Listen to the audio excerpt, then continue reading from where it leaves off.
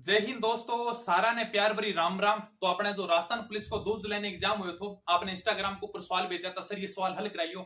आज सुबह ही इंटरनेट चालू हुए थे, फिर बैंक के बाद में सवाल देखा है कि अच्छा भी 2 जुलाई ने ये सवाल पूछा गया है। तो जो भी आपका प्यारा प्यारा सवाल है, क्योंकि भीलवाड़ा में सबसे लेट इंटरनेट शुरू है, क्योंकि भीलवाड़ा उदयपुर एकदम पास में। हालांकि राजस्थान के कुछ जिला में इंटरनेट की सेवा शुरू कर दी गई थी, लेकिन अब अपने क्लास खातर भी बहुत कमेंट आ रही, तो क्लास अब अपने नियमित कर दिया। ठीक है, थोड़ी सी इंटरनेट सेवा की वजह से थोड़ा बाधित हो गया था। तो अपने देखो क्या 2 जुलाई के एग्जाम में अपने राजस्थान पुलिस में किसा किसा सवाल पूछा गया, बड़े को ऊपर आप चर्चा कराना। सबसे पहले मत्स्य उत्सव कहां मनाया जाता है? भगवान विष्णु का पहला अवतार था मत्स्य अवतार, यानी कि भगवान विष्णु का पहला अवतार था। मत्स्य जो शब्द है वो संस्कृत से बना हुआ है। मत्स्य का अर्थ था मछली, यानी कि अपने पृथ्वी का पहला प्राणी था मनु, और मनु को बचाने के लिए इन्होंने मत्स्य अवतार लिया था। ठीक है, जैसे मीणा जनजाति भी अपनी उत्पत्ति मत्स्य अवतार से मानती है कि हमारी जो उत्पत्ति है भगवान विष्णु से हुई है। तो वो यानी कि मत्स्य उत्सव मनाया कहां पे जाता है? अगर थोड़ा भी ध्यान में होता, जैसे सर मत्स्य संघ अगर वो भी पढ़ा होता तो भी अपन कहते मत्स्य संघ अलवर भरतपुर कुरोली धौलपुर मत्स्य प्रदेश भी अगर अपने थोड़ा सा भी ध्यान में होना तो आराम से अपने इस सवाल को हल कर सकते हैं। मत्स्य उत्सव अपने अलवर के अंदर मनाया जाता है, 2 दिन का ये आयोजन होता है। ठीक है, थोड़ी बहुत सांस्कृतिक गतिविधियां होती हैं, तो ज्यादा कोई है नहीं, लेकिन मत्स्य उत्सव पूछ लेते हैं। जैसे मत्स्य उत्सव कहां मनाया जाता है? ये अपने अलवर के अंदर मनाया जाता है। मैं सारे उत्सव कराऊंगा आपको, ठीक है, जितने भी अपने उत्सव मनाए जाते हैं राजस्थान में सारे करवा दूंगा मैं। आगे देखते सीमेंट उद्योग के बारे में सवाल पूछा था। सीमेंट उद्योग के बारे में अगर क्या सवाल पूछा था तो पता नहीं, लेकिन सीमेंट उद्योग का पूछ ले। जैसे सीमेंट उद्योग में देश में राजस्थान का कौन सा स्थान है? राजस्थान का देश में पहला स्थान है, यानी कि राजस्थान कुल सीमेंट का शायद 55.55 मिलियन टन ऐसे सीमेंट का उत्पादन करता है। दूसरा स्थान अपने आंध्र प्रदेश का देश में। और अगर राजस्थान में पूछ ले कि राजस्थान में सीमेंट के मामले में प्रथम स्थान पर कौन है, तो प्रथम स्थान पे अपने चित्तौड़गढ़ है। ठीक है, तो सीमेंट के बारे में थोड़ा सा पूछ रखा था। 1947 से पहले भारत का लौह इस्पात संयंत्र कौन सा है? 1947 से पहले देश में सिर्फ एक ही लौह इस्पात संयंत्र था, वो बिहार के साकुजी नामक स्थान पर था, जिसको अपने स्थापना की थी जमशेदजी टाटा। ऐसा, हाँ, जमशेदजी टाटा ने स्थापना की थी 1907 के अंदर। देश के अंदर सिर्फ एक ही लौह इस्पात संयंत्र था। ठीक है, काफी बार एग्जाम में पूछा गया ये नॉर्मल सा क्वेश्चन है, ज्यादा कोई हार्ड नहीं। आप सोच रहे हो कि सर हार्ड सवाल था। जमशेदजी टाटा ने 1907 में लगाया था। बिहार या झारखंड, अब तो दोनों मतलब अलग अलग हो चुके हैं, बिहार झारखंड उस समय एक ही थे। तो यानी कि बिहार के अंदर कोई साकुजी नामक स्थान है, वहां पे लगाया गया था। ठीक है, तो पहला लौह संयंत्र पूछा तो यानी कि अपने 1907 में लगाया गया था। ठीक है, साधु सीताराम दास किस किसान आंदोलन से संबंधित है? ये कोई बताने की जरूरत ही नहीं है, मैंने किसान आंदोलन कराया था तब सारा एकदम डिटेल से बताया था। ठीक है, बिजोलिया किसान आंदोलन से संबंधित है। साधु सीताराम दास के कहने पे बाद में विजय सिंह पति किस किसान आंदोलन से जुड़े थे और उन्होंने इसका नेतृत्व संभाला था। आगे देखते हैं 1906 में कांग्रेस का अधिवेशन कहां हुआ था? बहुत मोस्ट है, बहुत बार एग्जाम में पूछोगे। 1906 में कांग्रेस का अधिवेशन कहां हुआ था? 1905 में अपने बंगाली विभाजन होता है। ठीक है सर, 1906 के अंदर। ये बहुत बार एग्जाम में पूछा गया। आपको लग रहा है सर सवाल हार्ड है क्या? अगर इंडिया के लेवल पे देखें तो एकदम इजी सा सवाल है। 1906 के अंदर कांग्रेस का अधिवेशन होता है कलकत्ता के अंदर। ठीक है, क्योंकि बंगाल का विभाजन होता है 1905 में। 1906 के अंदर अपने कांग्रेस का अधिवेशन होता है कलकत्ता में। तब अपने 2 दल थे, ग्रम दल और नरम दल। तो ग्रम दल वाले तो कहते हैं कि हम जो अब अध्यक्ष मनाएंगे इस अधिवेशन का, वो मनाएंगे अपने लोकमान्य बाल गंगाधर तिलक को। जबकि जो नरम दल वाले कह रहे थे कि हम तो अध्यक्ष मनाएंगे अपने दादा भाई नारोजी को मनाएंगे। इस बात को लेकर दोनों में विवाद हो गया था और बाद में इनका बंटवारा हो जाता है 1907 में। ग्रम दल और नरम दल दोनों आपस में टूट जाते हैं। ठीक है, दोनों अलग अलग हो जाते हैं। यानी कि सीधा सा पूछा था कांग्रेस का अधिवेशन कहां हुआ था? कलकत्ता में। बहुत बार एग्जाम में पूछा गया सवाल है। सीवी जनपद की राजधानी क्या थी? सीवी जनपद की राजधानी, जब मैंने मेवाड़ का इतिहास शुरू किया था तो सबसे पहला वीडियो यही था। अगर जाके देखोगे तो सीवी जनपद की मैंने राजधानी बता रखी है, मध्यमिका या नगरी, जो चित्तौड़गढ़ में आती है। ठीक है, अगर यह नहीं देखे तो जैसे भारत पहले 16 जनपदों में बटा हुआ था, जिसमें से अपने एक जनपद सीवी जनपद अपने ये चित्तौड़गढ़ वाला था, जिसकी राजधानी मैंने कराई थी मेवाड़ के इतिहास में, मध्यमिका या नगरी। ठीक है, जितना कराया वो सारा मिल जाएगा तुमको। राजस्थान की काशी किसको कहते हैं? राजस्थान की काशी, काफी बार जब लाइव चलते हैं तब कमेंट भी आता होगा, आपने देखा भी होगा, सर राजस्थान की छोटी काशी से परिणाम, सर राजस्थान की काशी से परिणाम। राजस्थान की काशी किसको कहते हैं? एग्जाम में भी पूछ लिया। राजस्थान की काशी यानी क्या, इसको थोड़ा सा कह दूं मैं, बावड़ियों का शहर भी कहा जाता है बूंदी को। राजस्थान की छोटी काशी भी कहा जाता है, सिटी ऑफ स्टेप वेल्स भी कहा जाता है। ठीक है, सारी चर्चा करूंगा जब मैं बावड़ियां पढ़ाऊंगा तो ये लाइन लिखाऊंगा भी तुमको नोट्स में। ठीक है, बावड़ियां मैंने पढ़ाई नहीं थी इसलिए लाइन आई नहीं थी। ठीक है, राजस्थान की काशी किसको कहा जाता है? बूंदी को। इसको बावड़ियों का शहर भी कहा जाता है क्योंकि बूंदी में 100 से भी अधिक बावड़ियां हैं। 19वीं पशु गणना में राजस्थान में भारत के कितने प्रतिशत पशु हैं? मैं तो सवाल ने सही कौन मानू, कतरा का 19वीं पशु गणना पूछ ली। 19वीं पशु गणना कब हुई थी? 2012 में। 20वीं पशु गणना पूछनी चाहिए थी, 2012 का पूछ रहे हैं, बताओ क्या? यानी कि एक पुरानी पशु गणना पूछ रहे हैं। 2012 के अंदर हुई थी। अगर पहली नस्ल आधारित पशुगणना पूछ लेते तो भी चलती, 18वीं पशुगणना, लेकिन 19वीं पशुगणना पूछ ली, फिर भी अगर प्रतिशत का पूछ ले तो 10% थी, यानी कि भारत के कुल मतलब पशु में राजस्थान के कितने प्रतिशत पशु हैं, तो यानी 10% पशु थे। माही नदी पर राजस्थान गुजरात की संयुक्त परियोजना क्या है? माही नदी के ऊपर, यानी कि आदिवासियों की सबसे बड़ी परियोजना माही बजाज सागर परियोजना, इसको माही परियोजना भी कहते हैं। राजस्थान गुजरात की संयुक्त परियोजना है, जिसमें गुजरात 45 नहीं, गुजरात अपने 55% हिस्सा खर्च करता है और राजस्थान अपने 45% हिस्सा खर्च करता है। ठीक है, तो यानी कि दोनों की संयुक्त परियोजना है, अपने माही नदी के ऊपर बनी हुई है, माही बजाज सागर परियोजना। ठीक है, अगले क्वेश्चन की ओर चलते हैं। आगे देखते हैं, बप्पा रावल ने किस मौर्य शासक को हराया था? जब मेवाड़ के इतिहास पढ़ा था तब अपने पढ़ा था कि बप्पा रावल ने अंतिम मौर्य शासक मानमौर्य को पराजित किया था।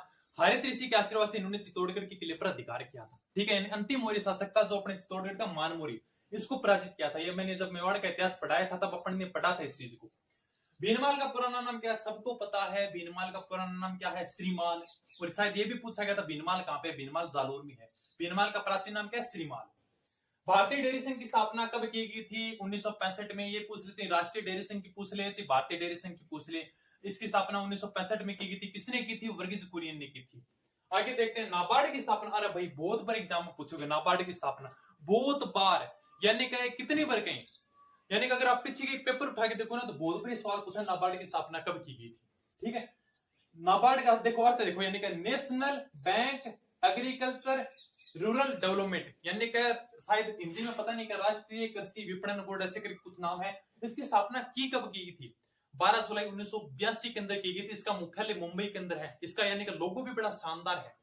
ठीक है, ऐसे मतलब हरा हरा रंग का लोगो है इसका, तो यानी कि बहुत शानदार क्वेश्चन है ये, बहुत बार एग्जाम में पूछा गया है। National bank agriculture and rural development. ठीक है, हाँ, इसकी स्थापना पूछी गई है। शादीशुदा महिला और कुंवारी कन्या किस दिन भगवान शिव की पूजा करती हैं? यार ये तो बड़ा मतलब अटकता सवाल है कि शादीशुदा महिला और कुंवारी कन्या किस दिन भगवान शिव की पूजा करती हैं? महाशिवरात्रि के दिन भी करती हैं, और तो जैसे सोमवार का व्रत भी रखती हैं। ये यार अब ऑप्शन के हिसाब से पता चले, जैसे महाशिवरात्रि का ऑप्शन है तो भाई महाशिवरात्रि के दिन तो सभी व्रत करते हैं। मेरे जैसा पुरुष है वह भी यानी कि महाशिवरात्रि को व्रत कर ले। शादीशुदा मतलब भगवान शिव की तो अब यार कब की होगी बताओ? के जैसे महाशिवरात्रि पर भी करते हैं या फिर कोई और भी करते होंगे क्या? मेरे को तो महाशिवरात्रि लग रहा है। चलो और कोई होगा आपको बताना ऑप्शन में क्या क्या था। क्या पोक्सो एक्ट की धारा 12 के तहत सजा सीधा सा लैंगिक उत्पीड़न के लिए दंड दे रखा था, 3 वर्ष तक की सजा है। ठीक है, यानी कि पोक्सो एक्ट की धारा ये भी आपको बता रखा है। बालिका जन्म पर 50,000 की राशि किस योजना के तहत दी जाती है? बहुत मतलब अच्छा क्वेश्चन है। ये योजनाओं के बारे में मैंने बताया भी था, योजना एक बार पढ़ लेना है। ठीक है, जो अपने करंट में योजनाएं चल रही है, 50,000 की राशि दी जाती है राजश्री योजना के तहत, और 6 किस्तों के अंदर दी जाती है। ठीक है, और जब सारे टीके लगा लोगे तभी आपको सीधा बैंक खाते में ये 50,000 रुपए मिलेंगे। ठीक है, तो इनका राजश्री योजना के तहत दी जाती है। हाँ, कृषि के अनुसार राजस्थान में जलवायु के प्रकार, अगर सीधा सा जलवायु का प्रकार पूछ ले तब तो कोई कर दे। भाई जलवायु है कितना? 3-4 तो पेज का है, 3 पेज का तो है भी नहीं। राजस्थान की जलवायु अगर पढ़े तो 3 पेज या 4 पेज का मुश्किल से टॉपिक है, तो इसके अंदर सीधा सा वर्गीकरण करेगा। सीधा सा वर्गीकरण पूछ लेकर राजस्थान को जलवायु में कितने भागों में बांटा गया, सब बता दे। 5 भागों में बांटा गया सर।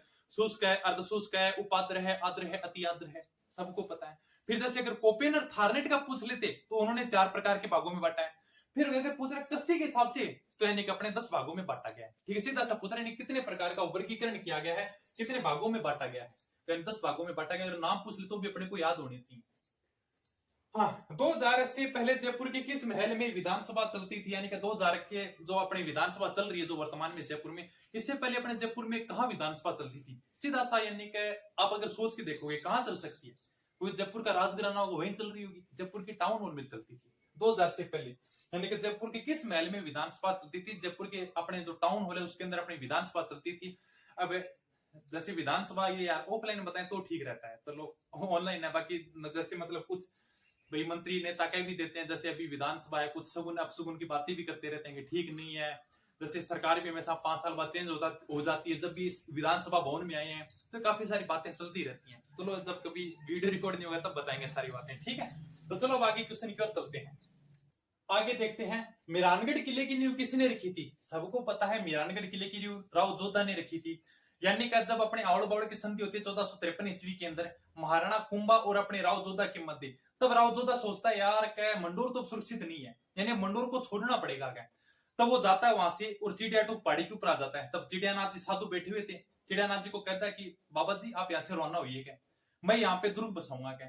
तब चिड़ियानाथ जी कहते हैं कि बच्चा, बाबा को भगा के आज तक कोई खुश नहीं हुआ क्या। बोला वो बाद में देखेंगे कि बाबा को भगा के खुश हुआ है कि नहीं, मैं यहाँ पे चिड़िया टूक पहाड़ी के ऊपर मैं मेरा मेहरानगढ़ दुर्ग बनाऊंगा क्या। ये बात है मई 1459 ईस्वी की, ठीक है। तब चिड़ियानाथ जी उनको श्राप दे के जाते हैं कि अगर आप यहाँ पे दुर्ग बनाओगे तो एक तो हमेशा इस दुर्ग में पानी की कमी रहेगी, और दूसरी पे यानी कि राजा अपने पोते का मुंह नहीं देखेगा। अब चमत्कार को नमस्कार है, जब तक यानी कि वो उस दुर्ग के अंदर रहे थे, राजा जब तक उस दुर्ग में रहा था तब तक उसने अपने पोते का कभी मुंह नहीं देखा था, और जोधपुर में हमेशा पानी की कमी रही है, ठीक है। तो यानी कि हो सकता है भाई का बाबा ने कोई श्राप दिया होगा, जो भी है। हालांकि जब दुर्ग से बाहर निकले, आज तो अब पता है कि दुर्गों में रहते नहीं राजा महाराजा, तो अब मत कह देना सर अब तो यानी कि पोते का मुंह देख लेते हैं, यानी कि वो श्राप उस समय का था, ठीक है। तो यानी कि सीधा सा पूछा था मेहरानगढ़ की लेकिन किसने रखी थी, यानी कि राव जोधा ने 12 मई 1459 ईस्वी को जोधपुर की नींव रखी थी। आगे पृथ्वीराज चौहान थर्ड ने कौन सा किला बनाया था। तराइन का युद्ध सबको याद होगा। तराइन के अंदर एक उन्होंने किला बनाया था जिसके अंदर अपने सैनिकों के विश्राम के लिए बनाया था। आज भी आप वो किला जाके देख सकते हो, ज्यादा कोई मजबूत नहीं है, बस सीधा सा एक मतलब थोड़ा सा एक गेट मिलेगा और ज्यादा कुछ है नहीं अंदर, ठीक है। तो यानी कि तराइन के अंदर बनाया था। तराइन का शायद प्राचीन नाम है, अब ऑप्शन में पता नहीं क्या था, लेकिन तराइन का हो सकता है तो प्राचीन नाम दे रखा हो, प्राचीन नाम मेरे को ध्यान नहीं, ऐसे तराइडी ऐसा कुछ नाम था तराइन का। 1857 की क्रांति के समय में कोटा का पॉलिटिक एजेंट कौन था। 1857 की क्रांति में मैंने बताया था, ठीक है, मिस्टर बटन, इसका सर काटकर कोटा की गलियों में घुमाया गया था। 6 माह तक जनता का शासन रहा था। राजस्थान में प्रथम जो सुव्यवस्थित क्रांति रही थी, जनता का शासन रहा था। इसके बाद में करौली के अपने मदनपाल थे, उनको भेजा गया था विद्रोह दबाने के लिए।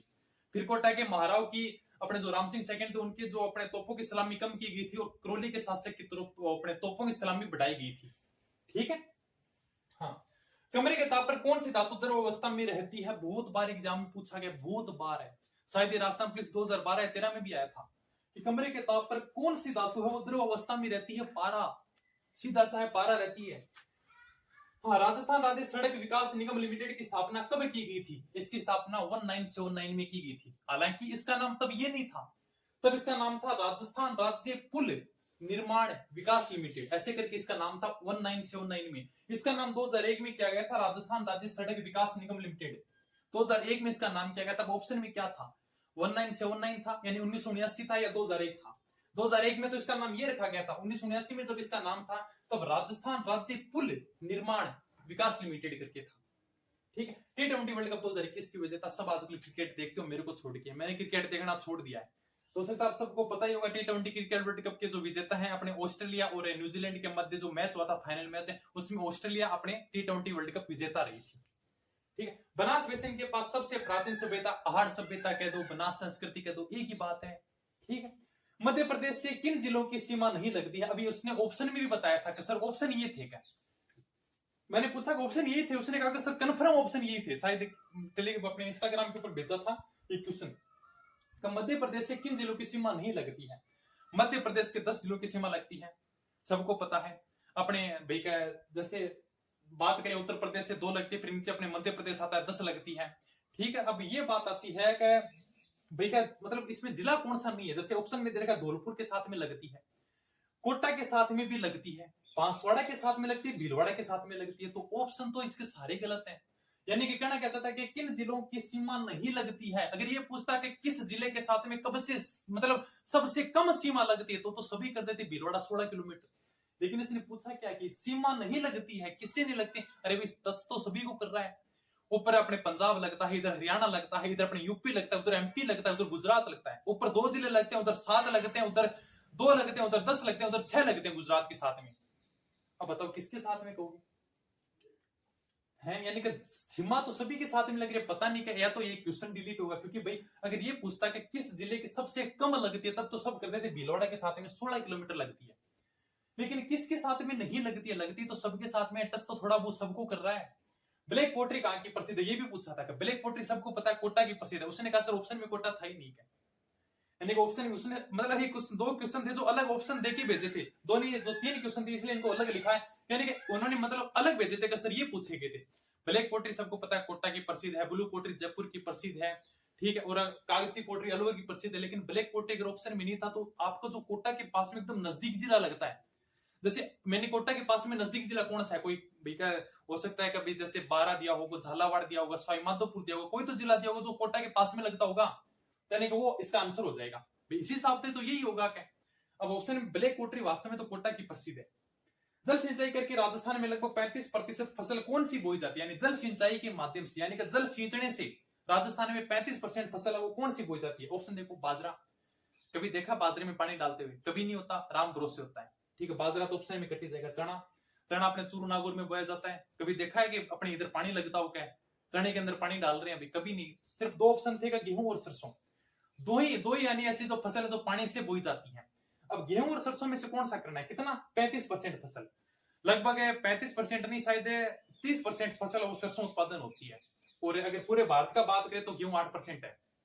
ठीक है, तो इनके हिसाब से तो देखो सरसों होना चाहिए। सरसों के मामले में राजस्थान का देश में प्रथम स्थान है भाई। ठीक है, तो इस हिसाब से तो इसका आंसर सरसों ही होगा। यानी कि ये जो आपने कुछ अच्छे से क्वेश्चन भेजे थे जो अपने 2 जुलाई को एग्जाम में भेजे गए थे कि सर ये क्वेश्चन पूछे गए हैं। ठीक है दोस्तों, बाकी अब राजस्थान ज्योग्राफी बहुत शानदार तरीके से शुरू करूंगा। राजस्थान ज्योग्राफी का भी बड़ा शानदार यानी कि सवाल आए हैं, तो राजस्थान जी के पूरा कराऊंगा, एकदम मस्ती कराऊंगा। यानी कि यह कहूंगा राजस्थान जी के से जी कुछ भी को नहीं। अगर आप पढ़ना चाहो तो राजस्थान जी के से जी कुछ भी नहीं है। ठीक है दोस्तों, अब अपने दिल्ली क्लास आई जाएगी, ज्यादा घबराने की कोई जरूरत नहीं है। थोड़ा सा नेट बंद हो गया था बैंक की वजह से, सारा डिस्टर्ब हो गया था। ठीक है दोस्तों, धन्यवाद, थैंक यू, जय हिंद, जय भारत।